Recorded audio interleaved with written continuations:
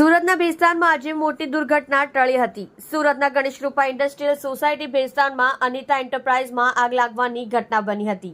Anita enterprise plot number 29 બી plot 18 ગણેશકૃપા industrial estate ભેસ્તાનમાં આજે બપોરે લગભગ 2 વાગે દુર્ગાશય સાઇટ પર આગ લાગતા 2 મજૂરોને અસર થઈ હતી। પ્લાન્ટમાં જ્યાં કામ ચાલી રહ્યું હતું ત્યાં કાસ્કેટ એસિડ વિસ્ફોટ થયો હતો।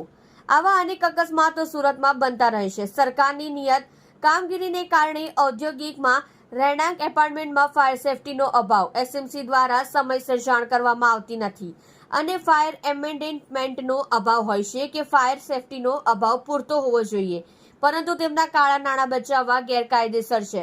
રાસાયણિક ષડયંત્ર ચલાવવા ખાતર કામદારોના જીવને જોખમ। આવી જ રીતે એક દુર્ઘટના ભેસ્તાન સ્થિત ગુરુકૃપા ઇન્ડસ્ટ્રીયલમાં બની હતી, જે કમનસીબે કેસ્કોટ કેમિકલ નામના એસિડનો ઉપયોગ કરતી વખતે બની હતી, જે પ્રવાહી સ્વરૂપે આવે છે, જેમાં જીપીસીએલ અને કેમિકલ વિભાગે કોઈ કાર્યવાહી કરે કે નહીં, કેમ કે તે જોવાનું બાકી। मेरा नाम रोहित सतीश चौधरी। क्या घटना हुई? हम लोग 3 बजे जब मान में कास्टिक डालने गए ना तो रोज डालते थे, लेकिन कभी ऐसा नहीं हुआ। आज जैसे डाला ना तो भड़ाम करके पूरा एकदम धमाका हुआ, बहुत बड़ा आग लग गया खाते में। वो लड़का उधर ही था मशीन को कैसे कैसे भाग के बाहर आया वो, मैं थोड़ा दूर था तो भी मेरे पूरा छटका रहा मारा पूरा।